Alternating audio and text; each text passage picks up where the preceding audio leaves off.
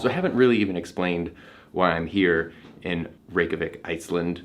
About a year ago, I found a video from Matt Johnson where he had gone on a trip to Iceland, filmed a whole bunch of stuff, and he did this crazy drone footage, which was unbelievable, and it was all done with the Mavic Pro, and that's what made me decide that I wanted to get a drone, that I wanted to get my commercial drone license, which ended up being my very first video on this channel. And so about a year ago, I was flipping through National Geographic, because I still have a subscription to the actual print magazine, and there was an ad for National Geographic Journeys, which looked pretty cool, and so I looked those up, and a lot of them were crazy expensive, like 20, 30, 40, 50 and above $1,000. And so I was looking for the less expensive ones in areas that I wanted to go to, Iceland being one of those places, also being the cheaper tour at $3,000, which is still super expensive, but for a week-long tour, it's not bad. Here's the weather forecast for home for this week. That's a pretty cool week for mid-June. 106 being the cool day,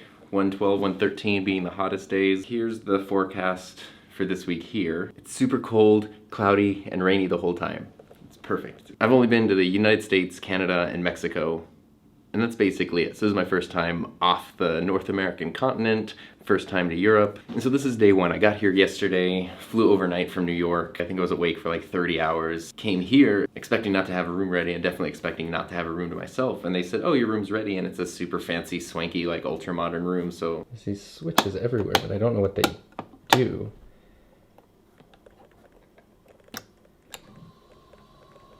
Oh, the window opens.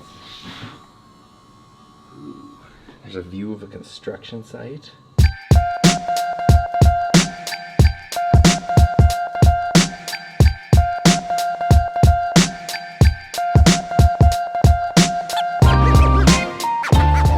One thing about Reykjavik that's totally surprised me is the amount of graffiti that's everywhere. I didn't really expect that, and I guess in an effort to deter people from graffitiing the city actually hired a bunch of painters and graffiti artists to try to install big murals everywhere to kind of counteract the more like scribbly, defacing types of graffiti. So it's really interesting.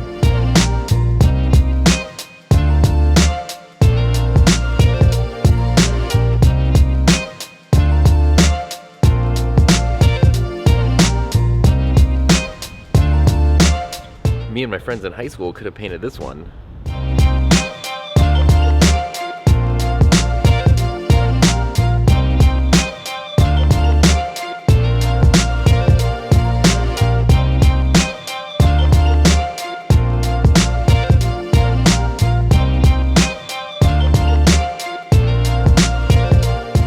In the last year, it seems like Iceland has become like the most popular place to visit and take pictures and videos of. The toughest part is to really capture the overall experience and, you know, the scale and the sort of epicness of it. I'm glad that I knew that going in, because that is going to be one of my main goals over the next week, is to really try to capture that feeling of just sort of vastness, kind of otherworldliness that exists here. So we'll see.